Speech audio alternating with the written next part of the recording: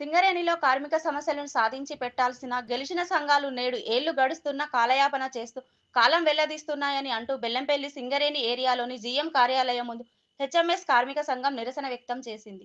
గుర్తింపు సంఘంగా ఏర్పడి 18 నెలలు గడుస్తున్న కార్మిక సమస్యలోని ఏ ఒక్కటి కూడా నెరవేర్చలేదని, భవిష్యత్తులో ఇలాంటి సంఘాలకు తగిన బుద్ధి కార్మికులే చెప్తారని హెచ్ఎంఎస్ కార్మిక నాయకులు మండిపడ్డారు.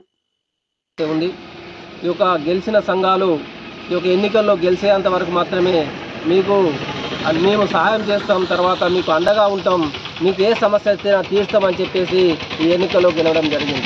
ఇక్కడ మనకి ఇట్లా చూసుకున్నట్లయితే ఏఐటీసీ నాయకత్వం కార్మిక వర్గంలో ఉన్న సమస్యలను ఈ యొక్క కార్మికులు షార్ట్ షీట్లు ఇచ్చినా సస్పెండ్ ఇచ్చినా కూడా కేవలము వాళ్ళు ఈ యొక్క యాజమాన్యానికి వత్తాసు పలుకుతూ మాట్లాడుతూ ఉన్నారు తప్పించి ఈ యొక్క కార్మిక వర్గం సమస్యలు కానీ వారికి ఉన్న పరిస్థితుల యొక్క వారికి ఉన్న సమస్యలు కానీ తీర్చడంలో విఫలమవుతూ ఉన్నారు అనేది మనం చూస్తూ ఉన్నాం. కాబట్టి ఈ యొక్క ఏఐటీసీ నాయకత్వం హామీలు ఇవ్వడం జరిగింది. మొదటగా చూసుకున్నట్లయితే కొత్త బాయిలను తీసుకొస్తా ఉన్నారు. కొత్త బాయిలు తీసుకొస్తామని చెప్పేసి ఇప్పటి వరకు కూడా ఉన్న బాయిలు మూతపడతా ఉన్నా కూడా వాళ్ళు కళ్ళున్న గుడ్డి వాళ్ళలాగా చూస్తూ ఉన్నారు. అంతేకాకుండా పెర్క్స్పై అలవెన్స్లపై యొక్క కార్మికులకు ఐటీ మాఫీ చేస్తామని చెప్పారు. కాబట్టి ఇప్పటి వరకు కూడా కమిటీల పేరుతో కాలయాపన చేస్తూ ఉన్నారు తప్పించి యాజమాన్యం సానుకూలంగా స్పందిస్తుందని చెప్తా ఉన్నారు. కాబట్టి ఒక్క సమస్య వాళ్ళు ఇచ్చిన మేనిఫెస్టోలో పెట్టిన ఒక్క సమస్య కూడా ఇది చేసినామని చెప్పలేని దుస్థితి ఈ యొక్క ఏఐటీసీ నాయకత్వాన్ని ఇప్పుడు మనం చూస్తే కనబడతా ఉంది. కాబట్టి ఇప్పటికైనా 18 నెలలు అవుతా ఉంది.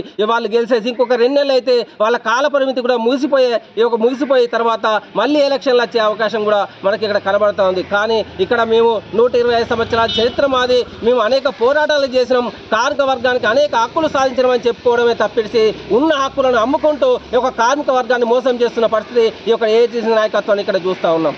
ఎస్ఎన్పిసి డిపార్ట్మెంట్లో మనం ఇట్లా చూసినట్లయితే గతంలో మనకి ఇక్కడ బొగ్గు కుంభకోణాలు కానీ డీజిల్ కుంభకోణాలు కానీ ఈ యొక్క ఆ కంపెనీ ఆస్తులు అనేటి విలువైన వస్తువులు అనేవి చోరీకి గురి కావడం అనేది జరుగుతూ ఉంది. ఆ విధంగా చూసినట్లయితే ఇక్కడ సిబ్బంది అనేది 2-3 పనిచేసే చోట ఒక్కరినే పెట్టేసి వారిని డ్యూటీ చేయడం వల్ల అనేక విలువైన సామాగ్రి ఈ యొక్క వాళ్ళు దొంగల పాలవుతా ఉన్నా కూడా యాజమాన్యం ఇక చూస్తూ ఉన్న తప్పిడిసి అక్కడ అవసరం లేదు సెక్యూరిటీ అనే విధంగా మాట్లాడుతూ ఉన్నారు. కాబట్టి లక్షల రూపాయల విలువైన వస్తువులపైన కూడా ఈ యొక్క వాళ్ళకు చీమం కుట్టినట్టు కూడా లేని పరిస్థితి ఈ యొక్క బెల్లంపల్లి ఏరియాలో కనబడతా ఉంది. ఇక్కడ డీజిల్ కుంభకోణాలు గతంలో మనం చూసినాం, అనేక కుంభకోణాలు జరిగినాయి. ఇక్కడ లారీల తర్వాత ఆ డీజిల్ ట్యాంకులు వచ్చినప్పుడు ఎస్కార్ట్ అనేది ఇచ్చేవారు. ఇప్పుడు ఏమంటా ఉన్నదంటే ఆ డీజిల్ ట్యాంకులకు ఎస్కార్ట్ అవసరం లేదు, అక్కడ సెక్యూరిటీ సిబ్బంది అవసరం లేదు అనే విధంగా యాజమాన్యం మాట్లాడుతూ ఉన్నది. దీనికి అర్థం ఏమిటంటే అక్కడ ఉన్న వాళ్ళు కుమ్మక్క అయిపోతే మళ్ళీ ఈ యొక్క డీజిల్ని దోసుకునే విధంగానే ఈ యొక్క ప్రయత్నాలు జరుగుతూ ఉన్నాయని కార్మిక వర్గం భావిస్తూ ఉన్నది. కాబట్టి ఈ యొక్క సెక్యూరిటీ సిబ్బందిని పెంచేసి తర్వాత ఈ యొక్క దొంగతనాలు అరికట్టాలనేది హెచ్ఎంఎస్ మేము డిమాండ్ చేస్తా ఉన్నాం. 40,000 కార్మికులు పర్మనెంట్ కార్మికులు ఉంటే 60,000 మంది ప్రైవేట్ వాళ్ళు ఉన్నారు. కానీ వాళ్ళు సమానంగా పనిచేస్తాను కానీ వాళ్ళు సమాన మూలధనానికి సమాన జీతం ఇస్తలేరు. ఈ రోజున వాళ్ళ వెట్టి చాకిరీ ఎక్కువైపోయింది. వాళ్ళని ప్రతిదానికి హింసిస్తారు. వాళ్ళకు కూడా ఉద్యోగాలు ఇవ్వాలంటే 2 లక్షలు ₹1,00,000 రూపాయలకు అమ్ముకుంటారు. ఈ దుస్థితి తీసుకొచ్చింది ఎవరు? గెలిచిన సంఘాలే, ఈ ప్రాతినిధ్య సంఘాలే.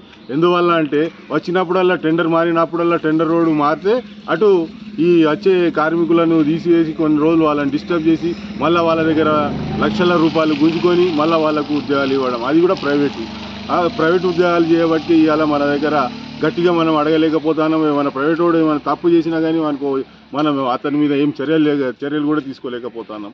మళ్ళా ప్రైవేట్ వాడు అన్ఎక్స్పెక్టెడ్గా ఏమైనా ప్రమాదం జరిగినా కానీ అతనికి సరైన నష్టపరిహారం కూడా మేనేజ్మెంట్ ఇవ్వడం లేదు.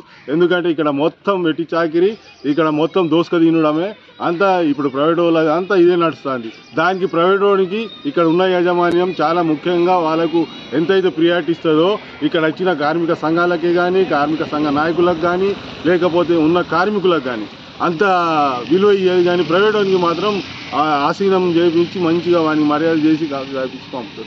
ఆ పరిస్థితి ఉన్నది సింగరేణి యాజమాన్యం. ఈ గొలేజ్లో ప్రత్యేకించి చెప్పాలంటే ఇక్కడ గెలిచిన ప్రాతినిధ్య సంఘం కానీ గెలిచిన సంఘం కానీ అట్టర్ ఫెయిల్ అయింది.